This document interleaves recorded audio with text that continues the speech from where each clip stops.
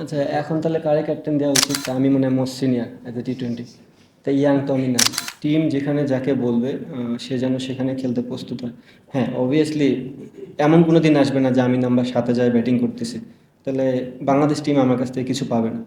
আমার কাছ থেকে যেটা পাবে সেই জিনিসটাই বাংলাদেশ টিম আমাকে দিবে এবং আমিও সেই জিনিসটাই দেওয়ার চেষ্টা করব।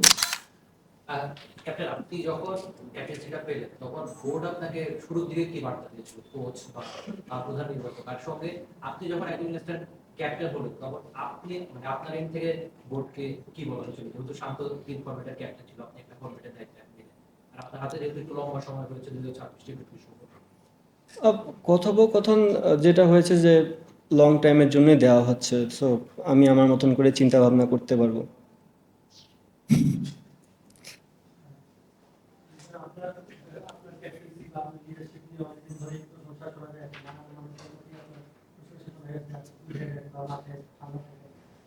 আপনি নিজেও এরকম কয়েকটা ক্যাপ্টেন্সি পাওয়ার দৌড়ে ছিলেন, কিন্তু পাওয়া হয়নি। সেটা নিয়ে একটা হতাশা নিশ্চয়ই মানে অনেক ওই জায়গায় আপনার ভেতরে একটা ছিল। সেই জেদ থেকে আপনার মধ্যে কাজ করছে যে ক্যাপ্টেন্সিটা পাওয়ার ব্যাপারে বা এখন যে ক্যাপ্টেন্সিটা পেলেন আপনি কি আসলে কোথায় নিয়ে যেতে পারেন 2000 বছর পর? দেখেন ভাই, এখানে জেদের কোনো কিছু নেই। আমার মনে হয় প্রত্যেকটা মানুষেরই যারা ইন্টারন্যাশনাল ক্রিকেট প্লেয়ার তারা চায় পারফর্ম করতে। আর প্রত্যেকটা ক্যাপ্টেন বাংলাদেশের সে চায় তার টিমটা জিতুক। সো আমিও ব্যতিক্রম কোনো কিছু না। আমিও চাবো যেন আমার আমার হাত ধরে যেন বড় কিছু হয় বা আমি যেন যে কোনো সিরিজে যেয়ে জিততে পারি। সো টার্গেট একটাই। ক্যাপ্টেন, অ্যাজ আ ক্যাপ্টেন আপনার তো অবশ্যই এই দলটা নিয়ে একটা ড্রিম আছে যে কোনো একটা জায়গায় নিয়ে যাওয়া, অথবা যদি পরবর্তীতে এক্সটেন্ডও করে ক্যাপ্টেন সবকিছু কিছু। এখন মনে হচ্ছে যে বোর্ডের সাথে আপনার কোনো এমন কোনো চাওয়া আছে কিনা যে বাংলাদেশ যেন T20 ফরম্যাট আরো ডেভেলপ করতে পারে, বা আমরা যেন আরেকটা এক স্টেপ আগে যেতে পারি, এরকম প্ল্যান কি আপনি দিয়েছেন কিনা বলে, বা কোনো plan আপনার আছে কিনা? দেখেন, বাংলাদেশ টিম যদি আগায় যেতে হয় সবচেয়ে বড় দায়িত্ব হচ্ছে প্লেয়ারদের। আমরা পারফরমেন্স করলেই টিম আগাবে। সো ফার্স্ট অফ অল আমাদের যারা বাংলাদেশে ফরে খেলে তাদের প্রতিটা রোল প্লে করতে হবে মাঠের মধ্যে। সো আমরা প্লেয়াররা যতটা বিসিবি সাথে আমি কমিউনিকেট করব তার থেকে বেশি কমিউনিকেট করা দরকার আমার প্লেয়ারদের সাথে। তারা কি চাচ্ছে, তাদের কোন জায়গায় ডেভেলপ করা দরকার। সো আমার মনে হয় আমি যেহেতু এখন প্রথম প্রথম আসলাম এই জায়গাটায়, স্টিল আমার কাছে একটা লম্বা সময় আছে। তো যত সময় যাবে আমি জিনিসটার ভিতর তত ইনভলভ হতে পারবো।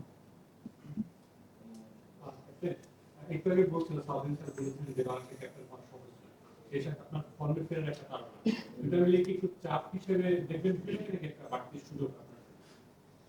দেখেন, চাপের কিছু নাই। আমি যেটা আগেও বললাম ভাইয়ারে যে ক্যাপ্টেন ছিলাম না তখনও পারফর্ম খারাপ করছি। সো এখানে এমন না যে ক্যাপ্টেন হলে আবার খারাপ হবে। এটা প্লাস পয়েন্ট হতেও পারে।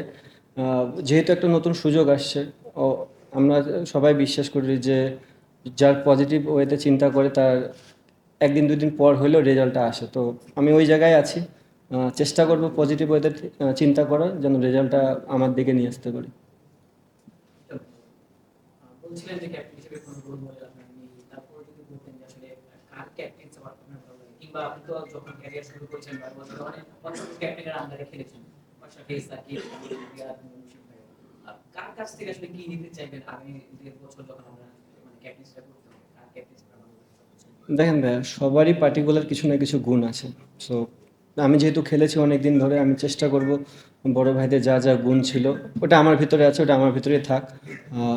ওই জিনিসটা যদি আমি মাঠে অ্যাপ্লাই করতে পারি of the field on the ফিল্ডে, তাহলে মনে হয় আমি প্লেয়ারদের কাছে আরও কাছে যেতে পারবো এবং প্লেয়ারদের কাছ থেকে পারফরমেন্সটা আদায় করতে পারবো।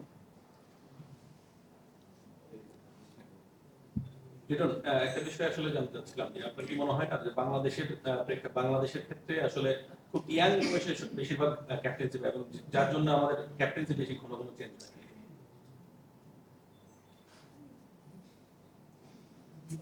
আচ্ছা, এখন তাহলে কারে ক্যাপ্টেন দেওয়া উচিত? না, এই মুহূর্তে আমি বলিনি, আপনি তো এর আগেও পেয়েছিলেন, সাকিব আর্লিয়াজি পেয়েছিল, আশরাফুল আর্লিয়াজি পেয়েছিল। আমাদের প্রেক্ষাপটে কি আমাদের মানে ইয়াংদের কি বেশি প্রাধান্য দেওয়া হয় কিনা ক্যাপ্টেন্সি দেওয়া? আপনার কি এটা কি মনে হয় যে পরিণত বয়সে দেওয়া উচিত কিনা? দেখেন, আগের অ্যান্সার আমি দিতে পারবো না, বাট আমার মনে হয় এখন যে টিম আছে, যদি আমি এখনকার টিম কাউন্ট করি তা আমি মনে হয় most senior as a T20। তাই ইয়াং তো আমি না। আপনার ক্ষেত্রে বলিনি, বাংলাদেশের প্রেক্ষাপটে কি এরকম হয় কিনা বেশি? আহ, আমি এটা অ্যান্সার ভাই আপনাকে ক্লিয়ার দিতে পারতেছি না যে জুনিয়ররাই কি ক্যাপ্টেন বা ইয়াং বয়সে ক্যাপ্টেন হয় কিনা। আমি যবে থেকে টিমে ডেবু করেছি, ক্যাপ্টেন ছিল মোস্ট সিনিয়র মাশরাফি বিন মুর্তজা। মাশরাফি বিন মুর্তজা চেঞ্জ হওয়ার পর হয়েছে সাকিব আল হাসান, উনিও মোস্ট সিনিয়র ছিল তখন। দেন তামিম ইকবাল, দেন মুশফিকুর রহিম।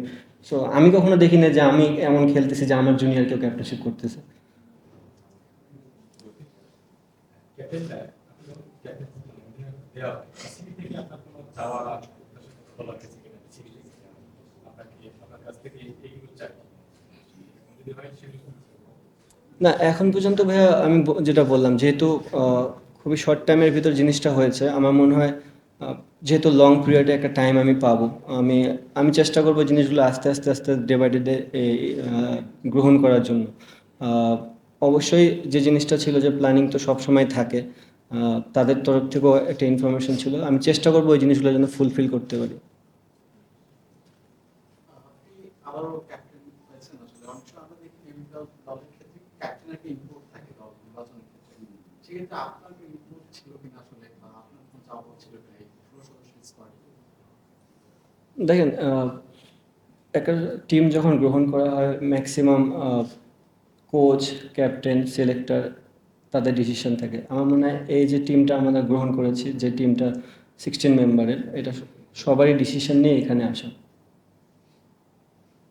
ক্যাপ্টেন, তুমি জানতে চাইছো যে আমাদের টিমটা এখন একটা রিবিল্ডের মধ্যে যাচ্ছে, সেটা আমি যদি ঠিক করে দিতে পারি। আমাদের টি-টোয়েন্টি অ্যাপ্রোচ নিয়ে আলোচনা হয়, সেটা কতটুকু সঠিক অ্যাজ এ ক্যাপ্টেন আপনি টি-টোয়েন্টিতে কোন ব্র্যান্ডের থেকে খেলতে চাইবেন, বা আমাদের ব্যাটিং অ্যাগ্রেশন বা যে বিষয়টা নেটওয়ার্ক বানিয়েছেন সেটা নিয়ে আমাদের কি চাওয়া? আহ, আসলে ব্র্যান্ডেড ক্রিকেট আমি এটা বলবো না। আহ, আমি যেভাবে চিন্তা করি, যদি আমি সেই অ্যান্সারটা দিই আপনাদের, তাহলে হবে কোনো কোনো গেমে 180, 200 চেস করতে হতে পারে, কোনো কোনো গেমে 140, 145 চেস করতে হতে পারে। আমি কিভাবে কিভাবে খেললে ম্যাচটা জিততে পারি, এটা হচ্ছে আলটিমেট গোল। হতে পারে একটা ব্যাটসম্যান কোনো দিন 20 বলে 40 রানও করতে পারে, সেম ব্যাটসম্যানের পরের দিন অথবা প্রয়োজনই নেই 20 বলে 15 রানও করতে হতে পারে। সো আমি চাই যে প্রত্যেকটা প্লেয়ার যেন গেমের ভিতর যত ইনভলভ থাকবে, যে আমি আজকের দিনটাতে আমার কি চাওয়া, দল আমার কাছে কি চাচ্ছে। আমার যদি প্রত্যেকটা প্লেয়ার এই জিনিসটা বুঝে যে আমার কাছ থেকে দল আজকে এই জিনিসটা চাচ্ছে, আমার মনে হয় তাহলে আমাদের টিম রেজাল্টটা বেশি হবে, রাদার দেন আমি চিন্তা করতেছি যে আমাদের এই ব্র্যান্ডেড অফ ক্রিকেট খেলতে হবে।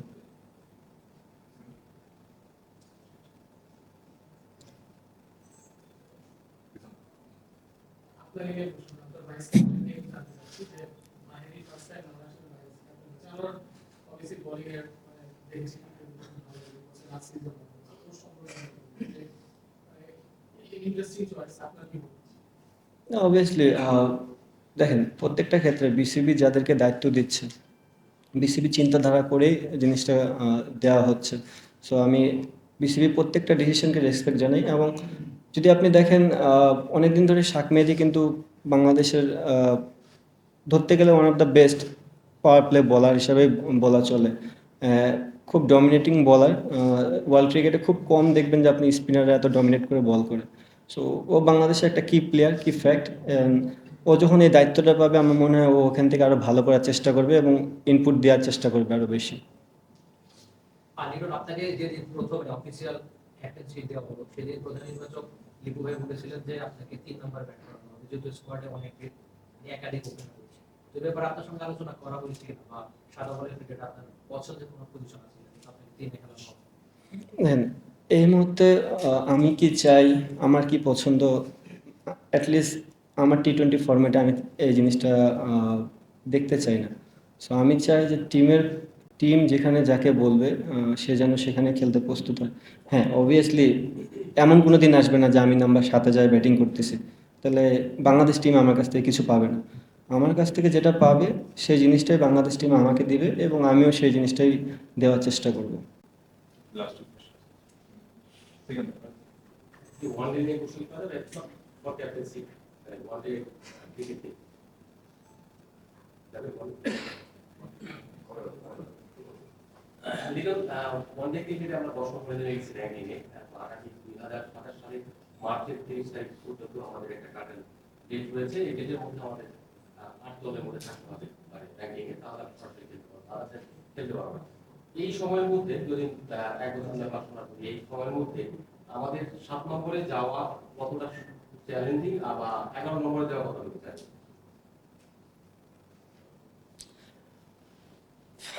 দেখেন, একটা সময় ছিল যে বাংলাদেশ টপে ছিল, রাইট? এখন আবার একটু ব্যাকফুটে আসছে। ওয়ার্ল্ড ক্রিকেটে এমন অনেক টিম ছিল যে একটা টিম যখন গোছানো থাকে টপে যায়, টিম যখন একটু অনেকগুলো প্লেয়ার সরে যায় তখন টিমটা একটু ব্যাকফুটে থাকে। আমার মনে হয় বাংলাদেশ টিম ওই জায়গাটায় আছে। কয়েকটা সিরিজ খেললে এই প্লেয়ারগুলো যখন কন্টিনিউ বেসিসে খেলবে আবার ডে বাই ডে উপরে যাবে। জিনিসটা এমন না যে আমরা খালি ব্যাকফুটেই যেতে থাকবো। আমাদেরও এখন দেওয়ার সময়। আমার মনে হয় এখনই রাইট টাইম যেগুলো প্লেয়ার আছে তাদেরকে স্টেপ আপ করার এবং দেশে কিছু দেওয়ার। দুজন ক্রিকেটার পাকিস্তানে গিয়েছিল, নাহিদ রানের পেশা দুজনেই খুব তরুণ। যখন আপনি ক্যাপ্টেন হয়েছেন, ওদের সাথে কমিউনিকেট হয়েছিল কিনা যখন ওখানে ছিল, বা দেশে আসার পর ওদের সাথে কথা হয়েছে কিনা, যখন কতটুকু মেন্টালি তাদেরকে সাপোর্ট দেওয়ার চেষ্টা করেছেন কিনা? মানে ক্রিকেটিং বিষয় না। না, ওটা যে পরিস্থিতি ছিল হ্যাঁ, হ্যাঁ, আমার কথোপকথন হয়েছে ওদের সাথে। আর দেখেন, আপনি যখন হয়তোবা আমরা বাইরে থেকে অনেক কিছু ফিল করি, বাট একটা ইন্টারন্যাশনাল প্লেয়ারে পাকিস্তানের অনেক রেসপন্সিবিলিটি থাকে। সো আমার মনে হয় সেই জায়গা থেকে পাকিস্তান কখনোই কমতি রাখেনি।